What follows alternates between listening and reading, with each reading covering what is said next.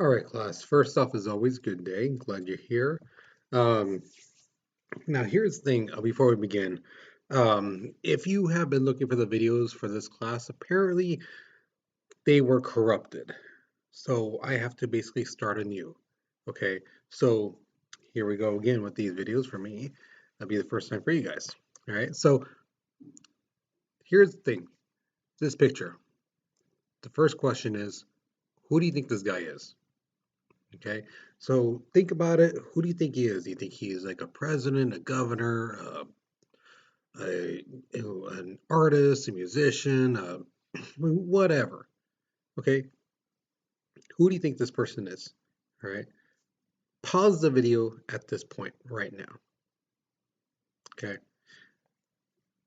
because the second question during class, I told you basically who this is, um, and by now you should have already paused the video. Okay, and if you have and you already written down who you think this person is, great. If you haven't, again, pause the video and take a guess, an educated guess. Who do you think this person is? Okay, because this person is Ludwig von Beethoven. Okay, now some of you guys may have heard of him, some of you guys may not. If you have heard of him, where did you hear about him from? Was it from, you know, you study music? Was it because of a movie? Was it because of um, even a TV show or something else you've heard of him? Okay, so where have you heard of him? Now, if you haven't, he's a very famous composer, a music composer. He's been his music's been around for like 250 years. Why do you think you've never heard of him? Okay, why do you think you've never heard of him? Okay, so explain, share, okay, um, and get ready for the notes. All right, so during this time, there was a large enhancement in music and art and literature. Also science, which we'll be talking about a little bit too. This time era became known as the Romantic or the Realism era, right? Now, in art, the really big guy to come out this time, his name was Eugene Delacroix. Okay, that's how you say his last name, Delacroix. All right. He was a very, very influential romantic artist. I have had the privilege of seeing his artwork at the Getty Museum here in LA, you know. And the thing is, his painting is exquisite. This picture right here, the painting you see, it doesn't really give it justice to the colors that were used, and they're vibrant, they're beautiful. Okay, and then he said there was two major characteristics to his artwork. One, the fascination with the exotic, the colors and the positioning of people, expressions, things like that. The second thing was his passion for color.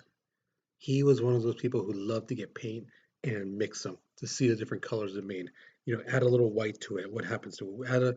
Add a bit of dark brown. What would happen to it? You know, what new color would that bring? So you have to remember, colors. There's like 20 billion shades of it. So he was trying to see them, and he was interested in how they looked and things like that. And he once said that painting should be a feast for the eye. So when you see it, you're like, "Oh my God, that's beautiful," you know. And I think his work was deep in variation of color, again, because he did love mixing colors and different shades of it. You know, so if you've ever taken art class, you know when you want to make color darker, you add black, right? You do a little bit by little by little by little. 'Cause remember, you can always add, you can't take out.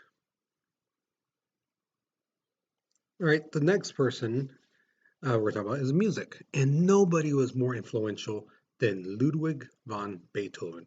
Now, Beethoven, he is credited for basically bridging the classical music with the more romantic era style music. Um, some people say, yeah, he was the bridge that made it easy for people to transition from classical to romanticism. But some people argue that he was such a rare genius that he can't be classified in either one. because he was like a totally different style. His music is truly, truly, truly, truly influential. His early work, however, was strictly classical, because again, that's what there was around when he was younger. But by his third symphony, people realized this dude's pretty good. This is some great stuff here. It's like unlike anything I've ever heard before. It had hints of romanticism in it, as well as dramatic intensity. Good, bad, somber or excitement, things like that. Um, and some people even put something like depression. And one song in particular really brings a somber tone um, to it. So at one point, Beethoven decides, you know what, I want to go to Vienna to learn from the great Mozart. Because Mozart, besides Beethoven, is truly one of the most influential musicians of all time. His music is like second to none. If you ever have a chance to listen to it. The thing is, he never did get to get taught from Mozart. In fact, some people there's no one to really know if they even met. We don't know. Okay, we can't. No one can say for sure. Oh, they met at this place, this time, things like that. We can't really say that because we don't know. Okay, thing is, um, Beethoven left Vienna because of his mom. She got sick. Okay, now here's something really interesting about Beethoven. As he was growing older, he started losing his hearing. So imagine a musician writing music and playing on the piano, things like that. He started losing his hearing, so he can't really hear. And for like the last 30 years of his life, he cannot hear. And yet he makes some music that's like astronomically good. Okay. A great things of music if you haven't heard any.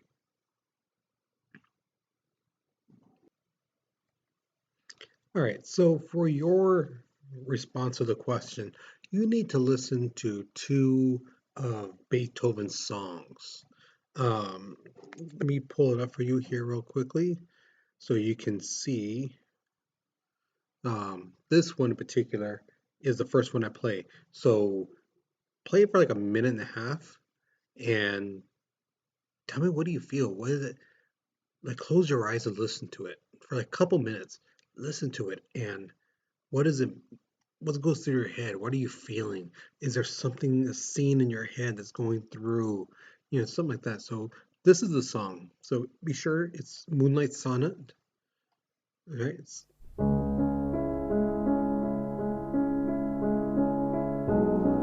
So some of you guys may have heard this song before somewhere, sometime, but in this assignment, I just want you to close your eyes, play this song, and what comes to your head.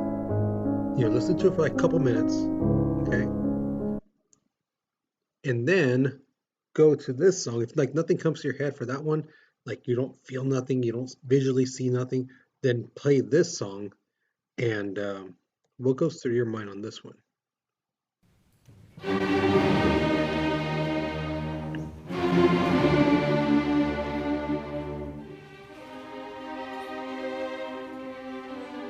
All right. So listen to those. All right. And just like I said, close your eyes.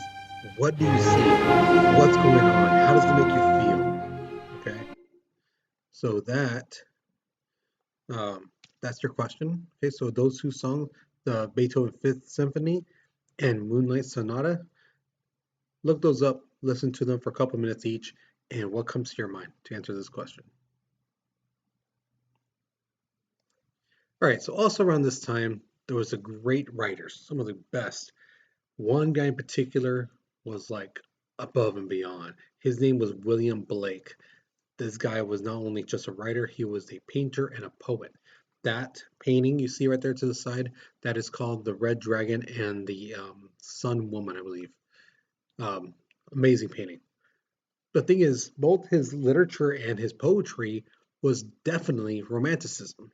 His paintings, maybe not. It's kind of hard to break it down. His poems, however, were phenomenal. He wrote two books of poems. One of them was called The Songs of Innocence, and the other one was called The Songs of Experience. Both were captivating at the time. People just loved these books, all right? And they're considered masterpieces to this day. Now, when asked about his poetry in these two books, he said the two contrary states of the human souls is what his book was trying to do. Show that there's this side and this side, and that makes us the human. Two totally different things depicting, and yet they're the same. Other notable writers at this time were Sir Walter Scott. He wrote a story called Ivanhoe. I have personally not read it, so I hear it's good. I don't know if it is. Mary Shelley wrote Frankenstein. So if you ever seen the movie Frankenstein or you've seen the stuff about it, a woman wrote that. Right now, this was back in the day when chopping off body parts, sewing in a brain, things like that. That was seen as, oh my god, that's morbid. That's kind of. But for a woman to write that, that was like mind blowing. Like, how could a woman write stuff like that? A woman's supposed to write stuff about gardening and how beautiful life is and poetry, things like that. And Mary Shelley's like, nope, Dr. Frankenstein sewing off this dude's head, putting in a brain, and just it was amazing. If you ever get to read the book, please do. It's awesome. And lastly, from the United States was Edgar Allan Poe. He wrote so many great short stories, so many poems. Most famously of all his works is The Raven. It's an amazing poem. It's usually recited during Halloween time. If you have a chance to read it, read it. It's awesome.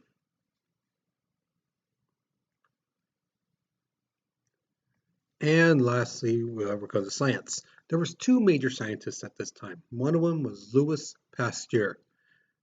He proposed this thing called the germ theory. Now, the germ theory was basically a brand new thing because back then nobody knew about germs. People would drop food on the ground and just pick it up and eat it. They're like, oh, 2 second rule, and that's it. The thing is, germs was brand new. And he's like, no, there's this little microscopic stuff on there. When you cough and sneeze, that stuff you sneeze out, that's germ, that's disease, and things like that. Um, Nowadays, we know about it, and nowadays, especially in the medical field, they take it very seriously. Right? Another really big thing that he did was a thing called pasteurization, okay, which basically cleans up the milk, cleans up the wine, stuff like that, and it boil it, you clean it, and what happens is you can drink it. Back in the day, people would have milk, and yeah, you see Ms. Benavides right there. Um, you would have the milk, and if you drank it, you could get sick from it. Abraham Lincoln's own mother died from milk disease. Okay, so when you drink milk from a container, uh, you can guarantee it's safe. Okay, thanks to Louis Pasteur.